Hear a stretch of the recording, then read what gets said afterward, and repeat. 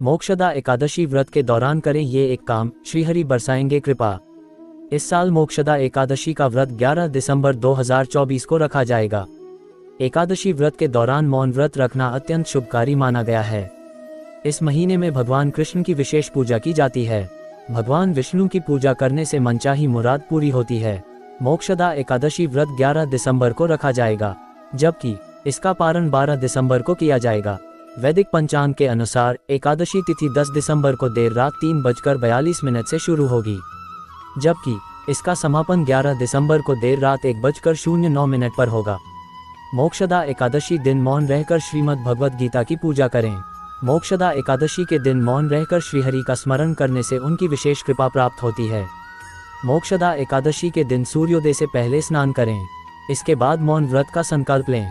मोक्षदा एकादशी के दिन मौन व्रत के दौरान मन ही मन भगवान विष्णु के मंत्र ओम नमो भगवते वासुदेवाय इस मंत्र का स्मरण करते रहें। शास्त्रों के अनुसार द्वापर युग में मोक्षदा एकादशी के दिन ही भगवान श्री कृष्ण ने अर्जुन को गीता का उपदेश दिया था। मोक्षदा एकादशी के दिन मौन रहना तप के बराबर पुण्य देता है। इस दिन मौन व्रत रखने से वाणी और क्रोध पर नियंत्रण रहता है। मोक्षदा एकादशी का व्रत मार्गशीर्ष यानी अगहन मास की 11वीं तिथि को रखा जाता है।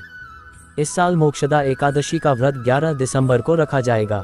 अगहन मार्गशीर्ष महीने के शुक्ल पक्ष की एकादशी को मौनी एकादशी भी कहा जाता है।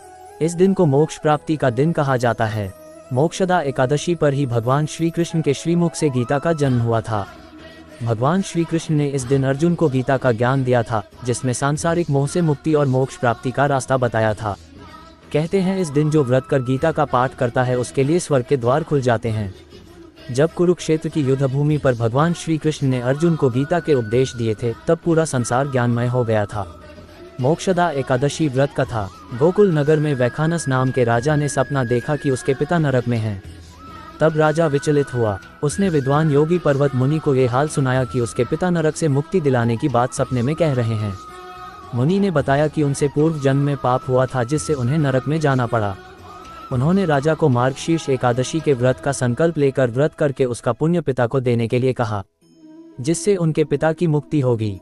राजा ने परिवार सहित एकादशी का व्रत किया और उसका पुण्य पिता को अर्पण किया। इससे उसके पिता को मुक्ति मिल गई और स्वर्ग जाते हुए पुत्र से बोले तेरा कल्याण हो, ये कहकर स्वर्ग चले गए। इसलिए मान्यता है कि इस व्रत से पूर्वजों को मुक्ति और स्वर्ग मिलता है। गीता जयंती की पूजा के दौरान पूजा स्थल पर भगवद गीता के साथ ही दीपक, फूल, चंदन, अक्षत, तुलसी के पत्ते, मिठाई आदि आपको रखनी चाहिए। इसके बाद धूप दीप जलाकर भगवान कृष्ण और विष्णु जी की आपको पूजा करनी चाहिए। इसके बाद गीता के किसी भी एक अध्याय का पाठ आपको पूजा के दौरान अवश्य करना चाहिए। विद्वानों के अनुसार गीता जयंती के दिन गीता के 18वें अध्याय का पाठ करना बेहद शुभ होता है। गीता का पाठ करने के बाद आपको ओम नमो भगवते वासुदेवाय मंत्र का जप करते हुए आपको पूजा समाप्त करनी चाहिए।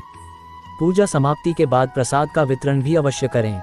इस दिन दान पुण्य करने से भी आपको लाभ होता है। गीता जयंती का महत्व। गीता जयंती के दिन भगवान कृष्ण ने अर्जुन को धर्म, कर्म और मोक्ष का ज्ञान दिया था। गीता का महत्व आज भी उतना ही प्रासंगिक है जितना महाभारत काल में था। इसीलिए हिंदू धर्म के प्रमुख ग्रंथों में से एक भगवद गीता भी है। गीता का पाठ करने से आपके ज्ञान चक्षु खुलते हैं और मानसिक शांति की आपको प्राप्ति होती है।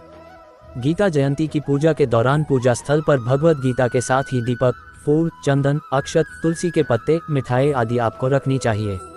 इसके बाद धूप दीप जलाकर भगवान कृष्ण और विष्णु जी की आपको पूजा करनी चाहिए। इसके बाद गीता के किसी भी एक अध्याय का पाठ आपको पूजा के दौरान अवश्य करना चाहिए। विद्वानों के अनुसार गीता जयंती के दिन गीता के 18वें अध्याय का पाठ करना बेहद शुभ होता है। गीता का पाठ करने के बाद आपको ओम नमो भगवते वासुदेवाय मंत्र का जप करते हुए आपको पूजा समाप्त करनी चाहिए। पूजा समाप्ति के बाद प्रसाद का वितरण भी अवश्य करें। इस दिन दान पुण्य करने से भी आपको लाभ होता है। गीता जयंती का महत्व। गीता जयंती के दिन भगवान कृष्ण ने अर्जुन को धर्म, कर्म और मोक्ष का ज्ञान दिया था। गीता का महत्व आज भी उतना ही प्रासंगिक है जितना महाभारत काल में था। इसीलिए हिंदू धर्म के प्रमुख ग्रंथों में से एक भगवद गीता भी है। गीता का पाठ करने से आपके ज्ञान चक्षु खुलते हैं और मानसिक शांति की आपको प्राप्ति होती है।